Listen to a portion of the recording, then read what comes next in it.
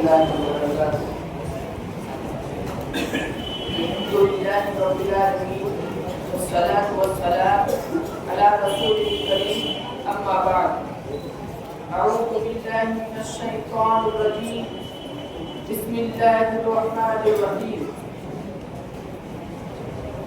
كل من عليها فان ويبقى وجه ربك ذو الجلال والإكرام فبأي آلاء ربكما تكذبان. Honorable President, most respectfully, teachers, judges, and my dear friends, my topic: death, a bitter reality. Glory be to Allah, who has created all that exists in the heaven and that in the earth, causes the night to pass into the day and the day into the night, who brings the living from the dead and the dead from the living. All praise be to Allah, the Lord of all the world. Everyone knows the reality of world, that it is not eternal human being is born in this world. What is the reality of this life? As Allah says in the Holy Quran, وَمَا هَذِهِ الْحَيَاةُ الدُّنْيَا إِلَّا لَهْوٌ وَلَعِبٌ وَإِنَّ الدَّارَ الْآخِرَةَ لِلْحَيَوَانِ. What is this life in this world but amusement and play, but verily the home is the hereafter. That is life indeed, the end of the life. That is a rule of nature that no one can escape from it, because Allah said in Holy Quran, كل نفس ذائقة الموت. Everyone, human being, has to taste that harshness of death. The moment is very dangerous. The death comes near human being. Moreover, it is very difficult and it is very tough moment of life. We can tell the harshness of death quite right, because no man can come back after his death. It's the harshness with the help of Prophet Muhammad sallallahu alaihi wasallam.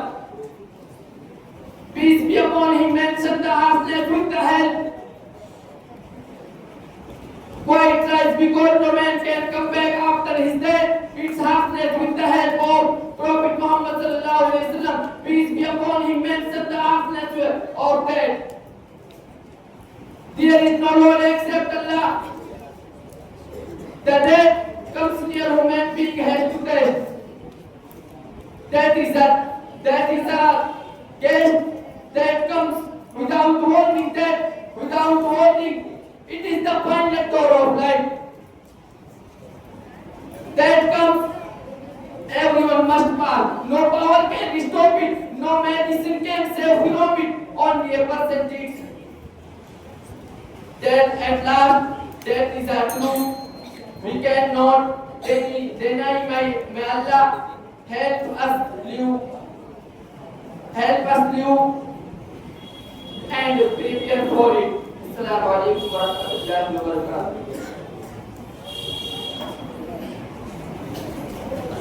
MashaAllah. After this, I call Akram Nisa. Please come on the mic. This topic is importance of education.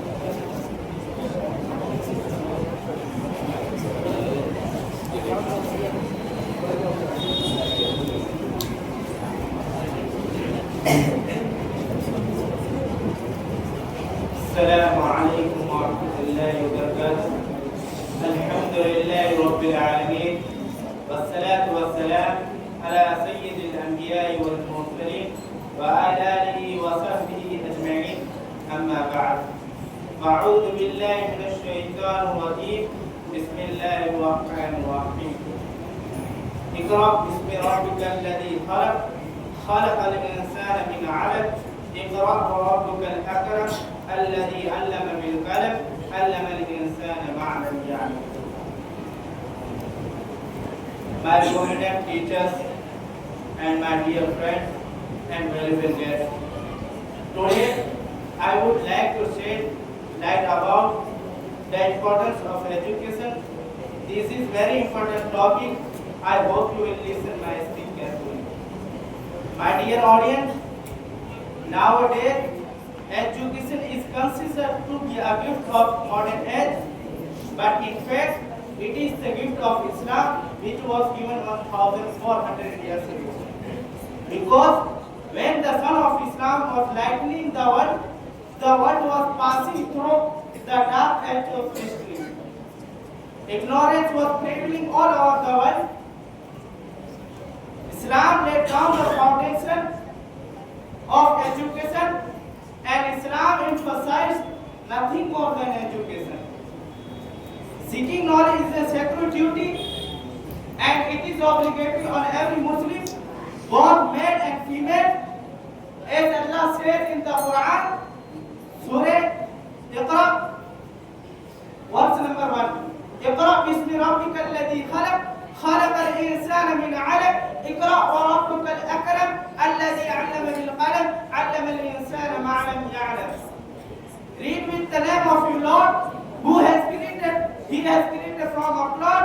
Read and your Lord is the most generous, because your Lord is the most generous. Read and your Lord is the most generous. My dear friend, the knowledge of religion means ilm-e-din, which is obligatory on every Muslim, as our Prophet Muhammad sallallahu alaihi wasallam said, "Talab al-ilmi fariidatun ala kulli muslim wa muslimatin." Acquiring knowledge is obligatory on every Muslim, both male and female. And in one another hadith, our Prophet Muhammad sallallahu alaihi wasallam about himself, "Ana bu'ithtu mu'alliman." I was sent down as a teacher. Therefore, consider the competence of our Prophet Muhammad sallallahu alaihi wasallam engaged themselves in learning and teaching.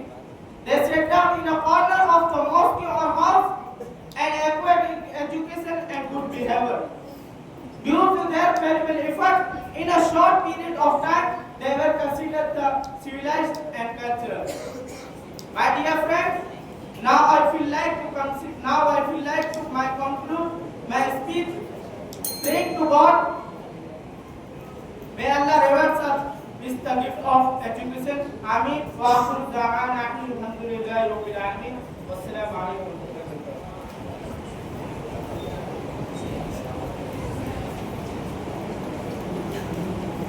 Now, I would like to call the last speaker of this auditorium for English speech. The name is Abdul Razzaq Ahad. The topic name is Islam is the perfect religion. Please come on, guys.